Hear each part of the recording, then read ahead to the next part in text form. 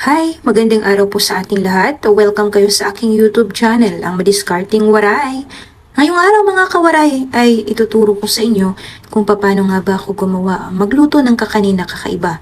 Dito sa aking channel nyo lang po matututunan itong napakasarap na kakanin. Pwede nyo po itong tawaging sinagmani, saging na may mani. At pwede nyo rin po itong tawagin na bibingkang saba with mani. Kaya naman mga kawaray, samahan nyo po ako at ituturo ko sa inyo kung paano nga ba magluto ng napakasarap na kakanin na ito. Ang una nating gagawin dito ay kakailanganin natin ng saba. 5 pieces lang po ito at pwedeng-pwede na po natin itong gawing bibingka. At ang una natin gagawin ay hihiwain natin o hahatiin natin ito sa gitna. Pagka mahiwa na natin or mahati na natin ito sa gitna, ay kakayurin po natin ito tulad ng pagkayod natin sa ating buko. Sa gitna lang po, huwag niyo pong isasali ang balat dahil mapapakla po or papait ang ating bibingkang saba.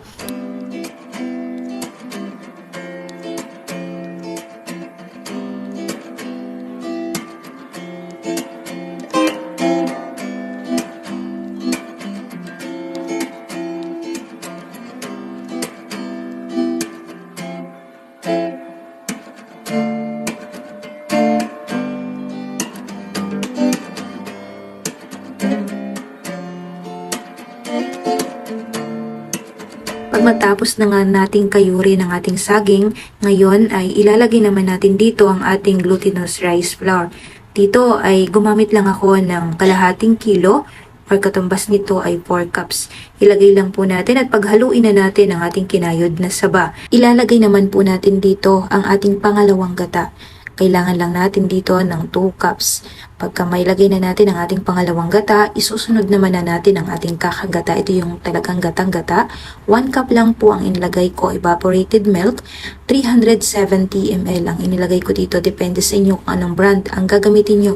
Sa akin kasi mas gusto ko ang Alaska Ibab. Pagka mailagay na natin lahat, haluin natin ito ng mabuti para hindi po mamuo ang ating glutinous rice flour. Pagka mahalo na natin ang ating glutinous rice flour, ilalagay din po natin dito ang ating peanut. Ayan, itong peanut na ito ay happy. Ito, nabibili lang po ito sa ating mga tindahan, piso ang isa or mas naging mahal na ngayon, 4-10, pero okay na po yan, or 4-5 itong ating happy. Ang ginawa ko, dinurog ko muna siya ng konti. Then, ilagay na po natin dito and then maglalagay lang tayo ng sugar. 1 cup, sugar lang ilalagay natin, margarine. 1 tablespoon ang inilagay natin. Pagka okay na, ilagay na po natin ito sa ating mga lagayan. Dito ay inilagay ko lang siya sa ating bilao. Bilao para hindi po tayo mahirapan maghugas at maglagay lang po tayo ng dahon ng saging. Once na kumukulo na ang ating tubig, ngayon ay ilalagay na natin ang ating bibingkang saba. Pagka okay na, paiistiman lang po natin ito or lulutuin lang po natin ito ng 35 minutes. After 20 minutes, check muna natin siya. Dapat ay luhit lang po ang inyong apoy dito. Hindi po pwedeng malakas dahil ang tubig ay pupunta sa ibabaw ng ating bibingkang saba. Kaya naman ay check lang po natin ito. Gagamitan na po natin ito ng toothpick kung ito ay luto na. Once na may sumama pa, ibig sabihin lang yan ay hilaw pa. Takpan ulit natin ito at bago natin ito hanguin, dapat ay siguraduhin nating luto na. After 35 minutes, yan na po siya. Napakadaling lutuin mga kawaray. Na luto na po siya ng 35 minutes or 30 minutes lang, luto na itong ating bibingkang saba. Napakadali lang po nito. Pagka mahango na natin ito, hintayin lang po natin ito at palamigin lang. Pagka malamig na ang ating bibingkang saba or habang pinalalamig natin ang ating bibingkang saba, ay gagawa naman na tayo ng ating pang-toppings. Yun yung ating latik sa ibabaw, yung minatamis na latik or kahit na anong gusto nyong ipang-toppings, nasa sa inyo yun kung ano ang gusto nyong ipang-toppings dito sa ating sinagmani or bibingkang saba. At habang ito ay malamig na, dito nga ay gagawin na nga natin ang ating pang-toppings. Sa ating pang-toppings ay kakailanganin natin ng ating gata. Pagka mainit na ang ating kawali or ang ating paglulutuan nito, ilagay lang natin dito ang ating 1 cup of gata. Then, iinitin lang po natin ito. Hahaluin lang natin ng mabuti ito hanggang sa ito ay kumulo na. Once na kumulo na itong ating gata, tsaka naman po natin dito ilalagay ang ating 1 cup of sugar. Nasa sa inyo yun kung anong sugar ang gagamitin nyo. Wash or dark sugar or brown sugar. Pero ang akin, ginamit ko lang dito ay wash sugar. Continue lang po muna ang ating paghahalo nito hanggang sa ito nga ay kumulo na. Napapansin nyo, pagka kulo na yan, ganyan po yan. At once na kumulo na yan, ay ilalagay na po natin dito ang ating asukal. Pagka mailagay na natin ang ating asukal or brown sugar, dito nga ay naglagay lang ako ng 1 cup of brown sugar. Haluin lang natin ito at wag nating hintayin or wag nating pabayaan na ito ay hindi natin hahalu-haluin dahil nga po ito ay masusunog at mahina lang dapat ang ating apoy dito.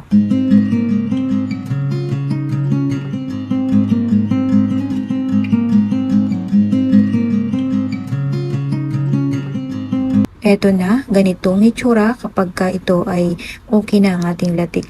Huwag niyong patatagaling lutuin ang inyong latik dahil ang magiging tendency nun ay pagkailagay natin or ipatong na natin ito sa ating saba or sa ating bibingka ay titigas itong ating latik. Kailangan ay alalay lang ang pagluto, hindi ganun kalakas ang apoy at ganito lang ang pagluto niya, hindi na sobrang tigas dahil once na masobrahan niya ay parang magiging yung asukal niya magiging matigas at hindi na magiging okay ang ating toppings. Dapat yung ating toppings lang dito ay para po siyang yung bibingka talaga na ang gamit naman natin doon ay malagkit. Ito, ganito lang po ang tamang pagluluto ng ating latik. So, pagka maluto na yan, ayan, ilalagay na po natin ito. Pero kapag kayo ay nagluluto, dapat ay hindi po siya minamadali ang pagluto ng inyong latik. Pagka kumulo na, hanguin nyo na agad, hindi po kailangan, medyo matagal-tagal ng konti. Yun po ang technique kapag magluluto tayo ng latik. Hindi po siya po pwedeng sobrahan ng pagluto dahil titigas po ang ibabaw nito at magiging parang bato po siya. So, eto, ilalagay na po natin dito ang ating dinikdik na mani sa ibabaw nitong ating sinagmani or saba na bibingka. Ayan, dito niya lang po yan matitikman or malalaman sa aking YouTube channel. At binigay ko po sa inyo yung ating napakasarap na kakanin. At pwede nyo po itong ipa-order. Pwede nyo rin po itong ipanghanda sa inyong birthday o kahit na anong okasyon. Dahil napakasarap nito. At balikan nyo ako kung ano nga ba ang lasa ng saba. Diba, kakaiba ang kakanin na ito. Itong ating kakanin ay pwede natin po itong ipa-order. At kung gusto nyo pong hiramin ang aking mga picture, dalawin nyo lang po ang aking Facebook, Hasmin Cabikes. Hiramin nyo lang po ito at pwede nyo po itong ipang-post sa inyong mga FB, mga kawaray. Huwag kayong mag-alala at pwede ko pong ipahiram sa inyo yon. At marami po akong mga post doon sa aking mga kakanin. Pwede nyo rin pong hiramin bukod dito sa ating bibingkang saba or sinag mani. Ang ibig sabihin lang noon ay saging na mani. Kaya napakasarap at masustansya po itong ating kakanin. Kung hindi mahilig ang inyong mga anak ng saging or saba, gawin nyo po itong kakanin. Napakasarap talaga niya, mga kawaray. At itataya ko ang aking pangalan dito sa aking ginawang kakanin, sa aking ginawang bagong recipe. At sa akin nyo lang po ito matutunan, mga kawaray. Salamat sa lahat ng mga nanonood at palaging nanonood sa aking YouTube channel. Kung bago ka lang sa aking channel, mga kawaray, dito ay matututo kang magluto ng iba't ibang kakanin na pwede niyong pagkakitaan. Sa aking channel ay matututo kang magluto ng iba't ibang technique or iba't iba paano gumawa ng ating ubi palito na mas pinadali ng paano tayo gumawa ng mga kakanin na pwede nating padaliin ang ating pagluluto. Mga kawaray, salamat sa palaging panunood nyo sa akin at dahil nga marami po ang nagko-comment dito sa ating YouTube channel at nagpapa-shoutout sila sa atin, kaya naman isya-shoutout natin yan. At mga kawaray, thank you po sa lahat ng mga nagsusubscribe sa aking YouTube channel. Thank you po sa tiwala na ibinibigay nyo sa akin. At eto na mga kawaray, sa shoutout na po natin si Yael Master Vlog. Gi-add friend ako ka ma'am na Nuena, susubaybayan ko po lahat ng videos mo. Marilo Baruma, thank you po sa recipe, sana magawa ko din.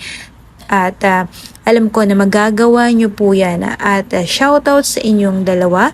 Thank you sa panunood nyo sa aking YouTube channel. At i-shoutout din natin sina Natsumini Lizzie de la Roma. Ayan, good evening po. Gagawin din ako niyan. Gagawa din ako niyan. Opo ma'am, gumawa na po kayo. At si Velma Pablo. Wow! Thank you ma'am sa pawaw nyong comment sa aking YouTube channel. At i-shoutout din natin si Marilyn Torres. Ayan, palagi ko tong nakikitang nagpapa-shoutout or na kukomment dito sa ating YouTube channel. Lalo po, bago ito sa palitaw, lutuin ko din po ito na marami natutunan sa recipe nyo. Madiscarding Lola Channel. Hi ma'am! Hi Lola! Shoutout po sa inyo. Waray din po ako. Masarap mga recipe nyo. Salamat din sa info at kaalaman. God bless you po. Ayan, isa sa madiscarding Lola at waray din po ito si Nanay Lola Channel. At i-shoutout din po natin si IC. Wow, ang sarap naman yan. Thank you po at talagang napakasarap nito. Emily Labrador. Good morning po. Thank you po sa share na recipe. Yummy po talaga. God bless. Salamat po ma'am. At alam ko na kapag ito ay sundan nyo lang, ito ay magagawa nyo ng tama.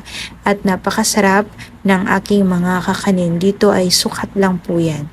At i-shoutout din po natin si Ma'am Marilo Baroma. Ayan, thank you sa recipe. Sana magawa ko din.